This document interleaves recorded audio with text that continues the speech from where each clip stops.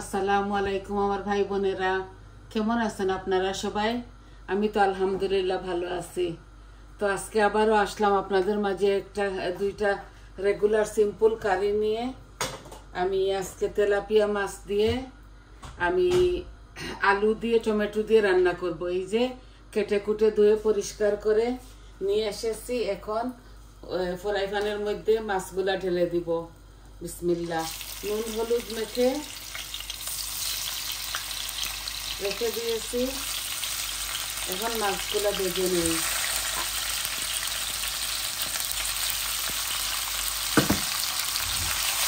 আশা করি আপনাদের ভালো লাগবে। আমি এই ফ্রাই প্যানের মধ্যেই মাছগুলা রেঁধে ফেলবো। আর একটা টমেটোর টক রান্না করব।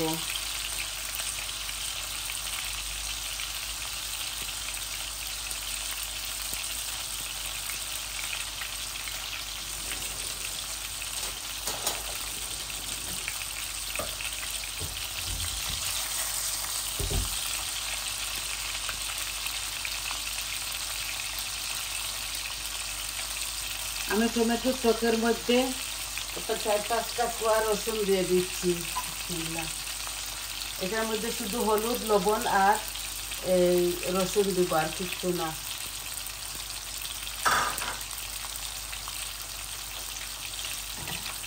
লাল হয়ে গেলে টমেটোটা ঢেলে দিব।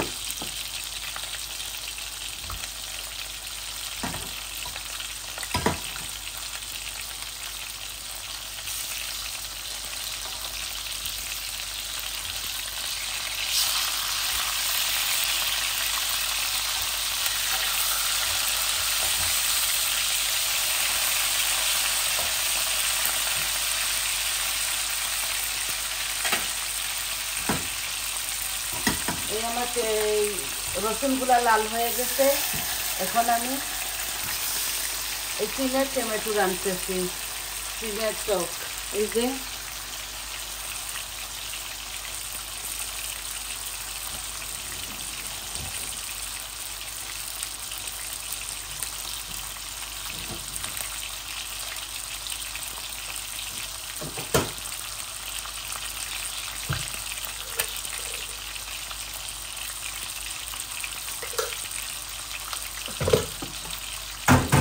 শুধু লবণ আর হলুদ দিব এই খাটটার মধ্যে।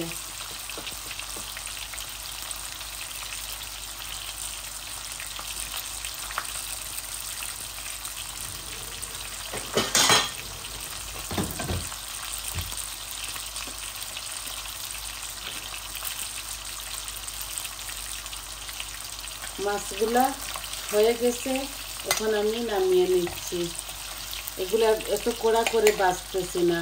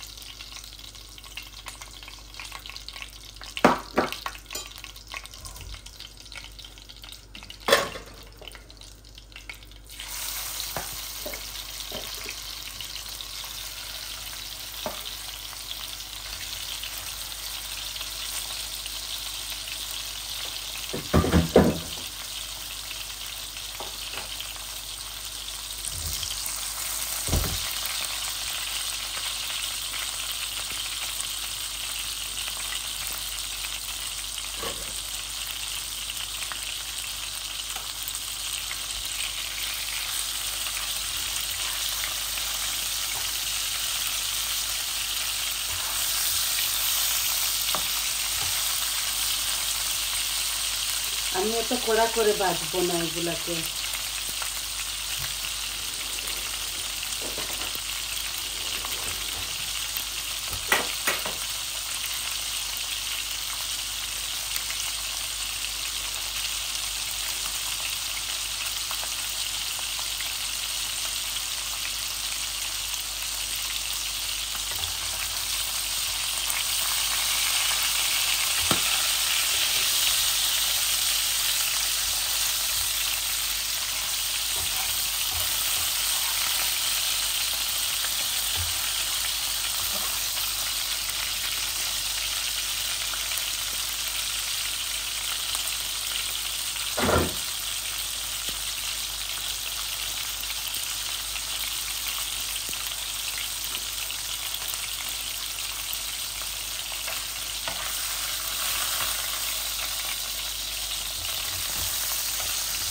একটু কড়া করে ভাজি নাই।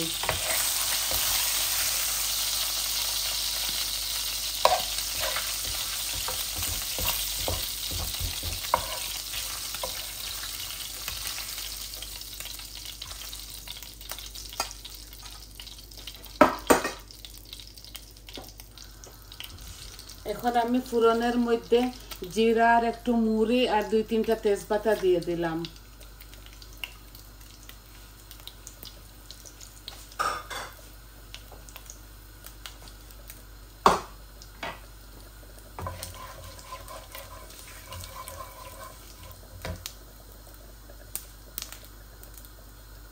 এখানে 2 রকমের অনিয়ন দিয়ে দিলাম।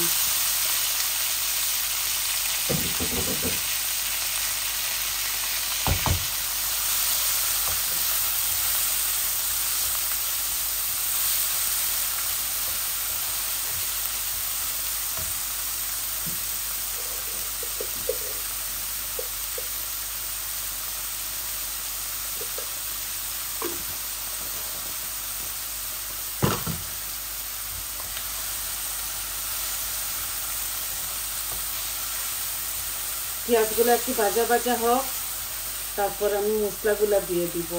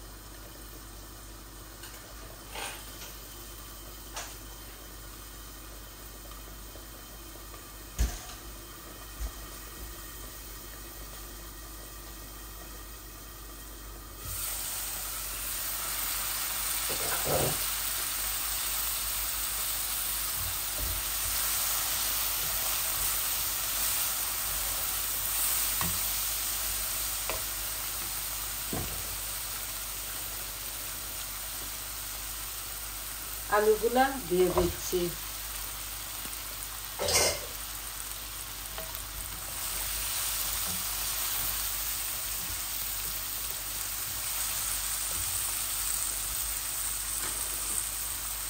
আমি এখন সব মশলা দিয়ে দিব। এই যে হলুদ দিলাম, মরিচ দিলাম, কারি পাউডার দিলাম, ধনিয়া দিলাম আর অল্প একটু জিরা দিচ্ছি।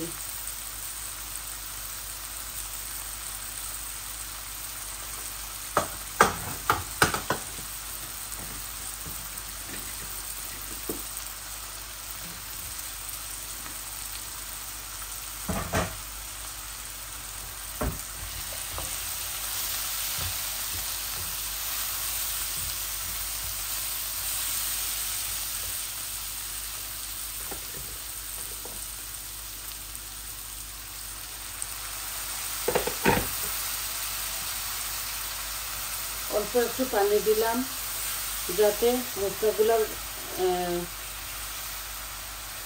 গন্ধটা যেন চলে যায়। এগুলো এইভাবে দু পেঁয়াজের মতো করে ফেলবো।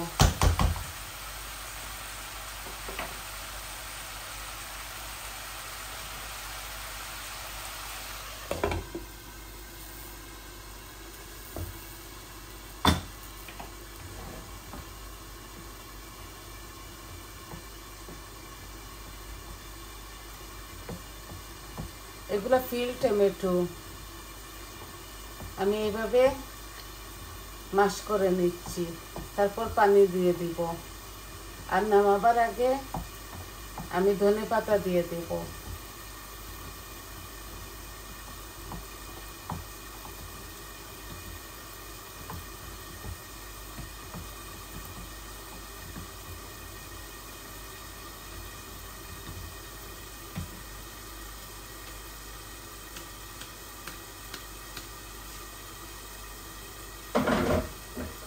মাশ করা হয়ে গেছে, এখন আমি পানি দিয়ে দিচ্ছি আমার পরিমাণ মতো।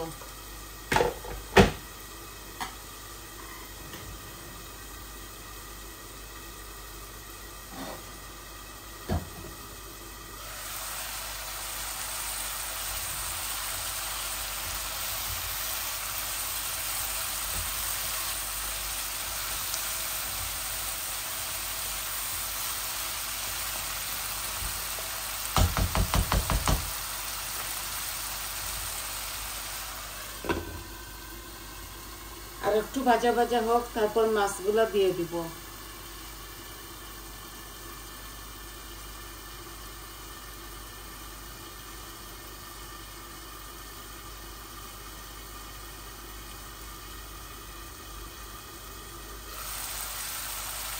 এই যে আমার তেল বেশি উঠছে,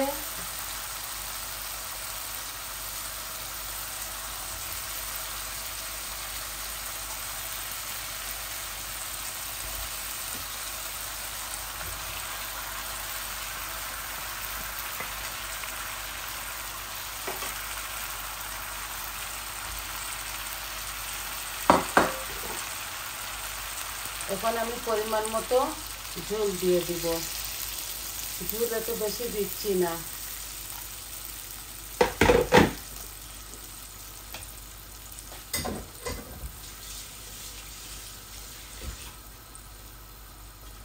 ভালো করে এগুলা বলক আসতে হবে। দুইটা আলু দিয়েছি তো,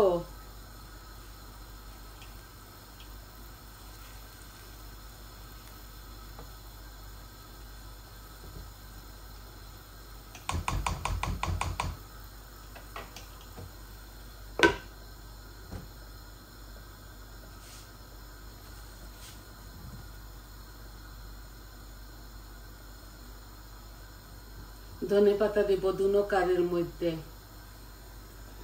আর এখানে একটা বড় সাইজের টমেটো কেটে রেখেছি, এগুলাও মাছের মধ্যে দিব।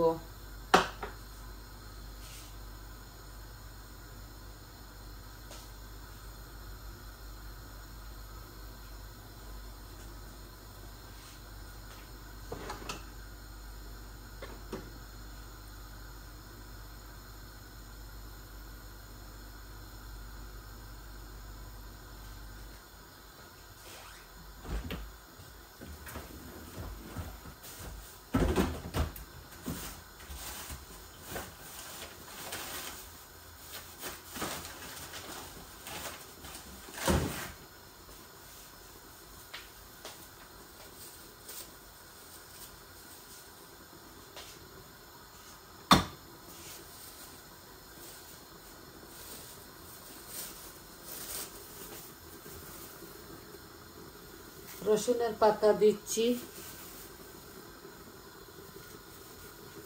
কিছুটা,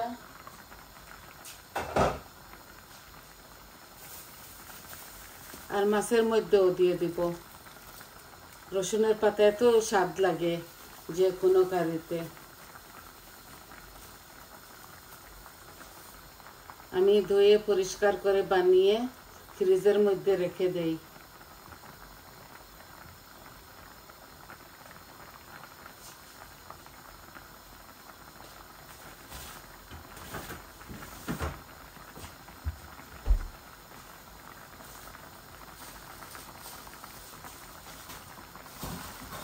একটার মধ্যে এই দিয়ে দিলাম ধনে পাতা, মাছের মধ্যেও দিয়ে দিচ্ছি, একটু বেশি দিলাম।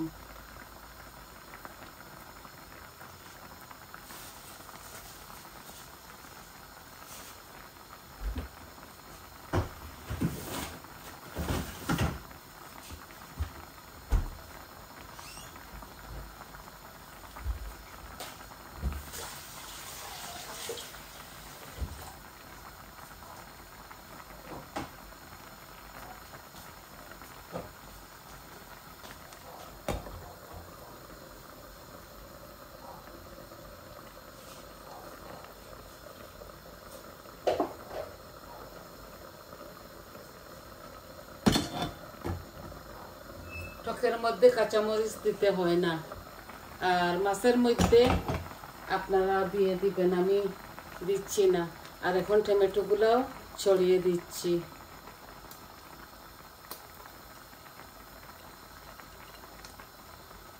ভালো করে জাল হোক, আরো 10 মিনিটের মতো জাল হতে হবে।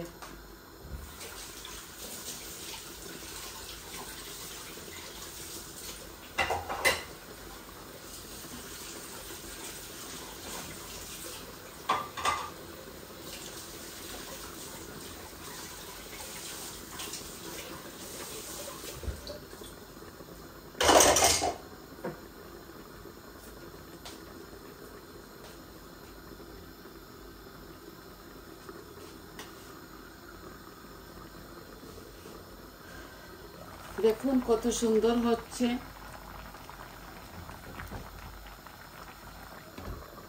মাছের তরকারিটা আরো 10 মিনিট জাল হবে। আমি মিডিয়াম ফ্লেমের মধ্যে নিয়ে আসতেছি, এগুলো আস্তে আস্তে হোক। মাছের তরকারি তো একটু জাল বেশি খেতে হয়। তো দেখলেন তো রেগুলার কারি কিভাবে শর্টকাট করে বানিয়ে ধুয়ে পরিষ্কার করে আপনাদের মাঝে নিয়ে আসি। বসানোটা শুধু আপনাদেরকে দেখাই। এই দেখুন টমেটোর টকও সুন্দরভাবে হয়ে গেছে, দেখছেন? এই টমেটোর টকটা আমি বেশি ভালো পাই, তাই আমি এইভাবে রান্না করি। আর এটা মাছের কারি আস্তে আস্তে হোক। আজকে এই পর্যন্ত। তাহলে সবাই ভালো থাকুন, সুস্থ থাকুন, আমার পাশে থাকুন। আমার চ্যানেলটাকে সাবস্ক্রাইব করবেন প্লিজ, আর লাইক দিবেন, কমেন্ট দিবেন, বলবেন আপনাদের কেমন লাগলো। তাহলে আজকে এই পর্যন্ত। আমার মাছগুলা আরো জাল খেতে হবে, আরো 7-8 মিনিট। তাহলে আজকে আসি। আসসালামু আলাইকুম।